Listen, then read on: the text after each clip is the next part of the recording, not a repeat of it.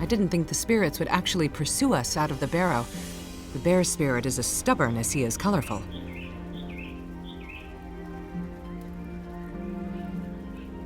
Animal spirits have packs and pecking orders just as their mortal kin do. That bear we met was the pack leader of that barrow. A spirit noble, one could say. When we first met him, he was still half in hibernation. No doubt our battle roused him to full strength. A spirit of his strength is nearly eternal. We did not kill him, only disrupted his form for a short while. Perhaps. Though we can't permanently defeat him, we can certainly drive him and his minions back to their barrow. However, animal spirits of his age often exhibit honor and nobility in their actions.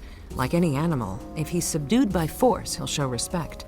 Perhaps then he could be commanded to leave us in peace. According to the witches, the bear spirit claims you defiled his sacred ground. Perhaps your presence there was enough to warrant his pursuit.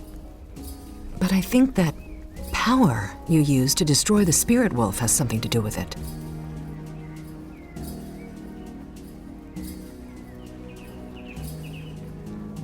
Why? I promised to find you some answers. I can't leave yet. Yes, I fear the worst for the Academy. And my mother. To be honest, I've been half tempted to make my way back home, but...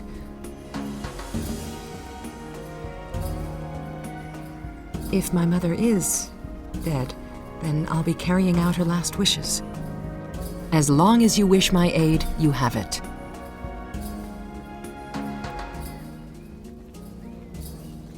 Thank you. My mother would not have requested I look after you were it not important to her.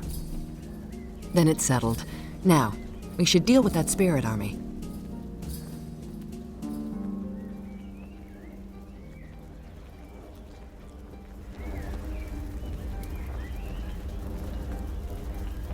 We've been traveling together for a while now, long enough for me to learn that you are trustworthy and capable.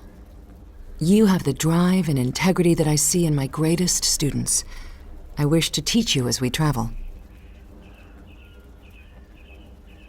While my official tenure as an instructor is a new development, I've been teaching the arcane arts since I was a child, really. Spells are a small part of what I teach. My students are often new to the magical arts. Before they learn their first cantrip, they need to have their minds sharpened so that they can view the world through a scholar's eye. Our journey often has long stretches of travel and many idle hours by the campfire. I wish to use that time to teach you. Perception, memory, focus, all of these qualities can be heightened if you open yourself to the possibility that any problem can be solved with your mind. Excellent. It will be good to be an instructor once again. Now, shall we carry on?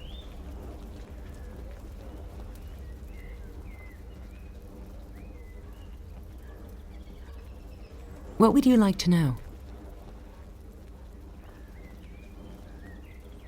The Red Wizards are some of the most talented, and some would argue ruthless, arcane practitioners in the realms. Nearly every ruler and authority figure in Thay swears allegiance to the Red Wizards. We are usually judged as tyrants first, and mages second. We commit the whole of our lives to a single aspect of arcane magic. Those who wish to learn a little bit of everything lack the focus and discipline we demand. I find transformative magic fascinating. I work with spells that can add a spark of life to otherwise inanimate materials.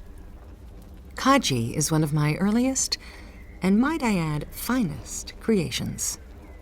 Absolutely! I'm way more useful than the others! I've only locked myself in a chest twice! This month. The students of my academy mostly focus on the rather morbid arts of binding and altering souls. Yes, though it is not a matter of fashion. Our tattoos are traditional symbols of arcane strength, and they are inked with magical enchantments that focus the bearer's will.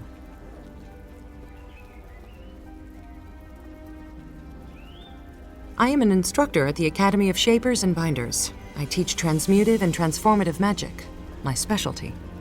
Most people assume that we're all disciples of one secretive school, but there are hundreds of academies. You were kind to say that. I was fortunate to be raised by my mother and Master Jaffe. The two of them made certain that I grew up to be a magician, not a despot. What would you like to know? What would you like to know? I've spent my life at the Academy of Shapers and Binders, studying magic for as long as I can remember. The Academy is far south of here. This is actually my first time beyond the lands of Thay. Between my students and my own magical research, I have little time for travel. My mother was the headmistress of the Academy of Shapers and Binders. She was a rather inconsistent parent, sometimes very protective and forgiving, other times strict and callous. I often felt like a valued possession, not a daughter. I made a promise to... Never mind. The promises are just a convenient excuse. I want to see you through to the end of this mystery. There are very few people in this world who I trust, and one of them mildly defies the definition of person. She's talking about me! Wait, she's talking about me! For whatever reason, I trust you. Whatever happened at the Academy is probably over and beyond my control. But you, I can still help. For as long as I can remember, I've heard whispers, words, shouts, and mutterings. Sometimes at a deafening pitch, sometimes so quiet I barely notice.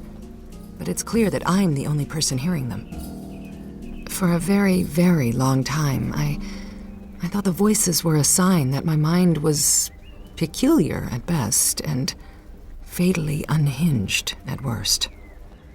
And before you ask, no, the voices have never taken control of me or forced me into action. Most often, gibberish, fragments of words, sentences so quiet they might as well be a mumble. Still, there is an occasional bit of guidance, dissuading me from foolish mistakes, or warning me when an unscrupulous classmate is trying to deceive me. I've tried every divining cantrip, every scrying spell in the Academy library, and they've told me nothing. The voices seem to be coming from both within and without. Oh, well, usually people associate voices in one's head with raving lunacy. In other words, you're welcome.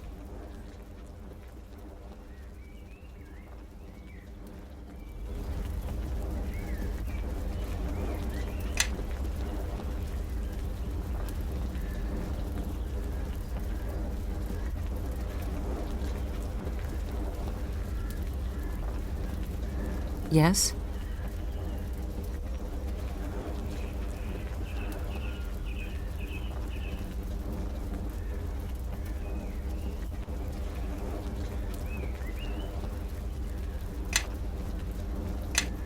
Hello there. Can I do something for you?